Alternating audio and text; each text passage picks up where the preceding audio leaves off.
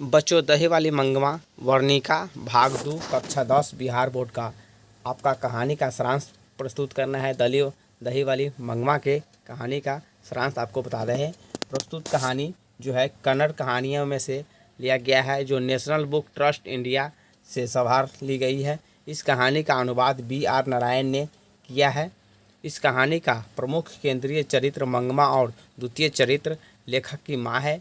मंगवा पति विरक्त हो घर के अंतःकोल से दुखी होकर वह जीवन यापन जो है करते रहते हैं और उसके सहारे दही बेचकर अपना जीवन यापन करता है। वह गांव से शहर जाती है और दही बेचकर कुछ पैसे संचित करती है, यानी कि बचाती है। उसके बाद आपका जो है संचय सत्य है कि सास और बहू में स्वतंत्रता की होड़ लगी रहती है। माँ बेटे से अपना हक नहीं छोड़ती है और बहू पति पर अधिकार जमाना चाहती है। पोते की पिटाई से क्षुब्ध मंगवा अपनी बहू को भला बुरा कह देती है और सास बहू के जो है बीच में है विवाद घर में अंतर्कलह को जन्म दे देता है। बहू और बेटे मंगवा को अलग रहने के लिए विवश कर देती है। दही बेचकर किसी तरह जीवन यापन करने वाली मंगवा कुछ पैसे इकट्ठा कर लेते हैं और जब बहू को यह ज्ञात हो जाता है कि उसकी रंगपा को कर्ज देने वाली है, तो वह अपने बेटे को ढाल बनाती है और वह बेटे को दादी के पास जाने के लिए भेज देते हैं। बेटे को ढाल बनाती है और वो अपने बेटे को जो है दादी के पास रहने के लिए भेज देती है।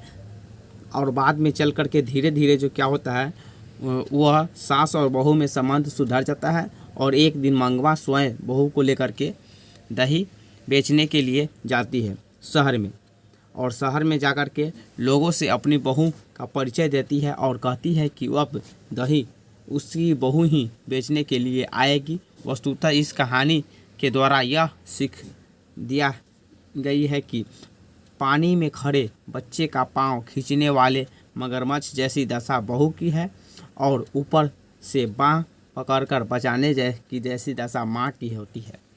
अर्थात आप इस कहानी से यह सीखते हैं से सभी को हिल मिल करके काम लेना चाहिए। और यह कहानी जो है, इसका सारांश आपको कैसा लगा आप हमें कमेंट करके ज़रूर बताएं। और इसी तरह से 10th के हर एक विषय का आंसर की पाने के लिए हमारे इस चैनल रिसेंट क्लासेज को सब्सक्राइब कर ले और बेल आइकन को दबा करके ऑल नोटिफिकेशन को ऑन कर दे, ताकि हमारा रोज़ाना अपडेट आपको मिलता रहे।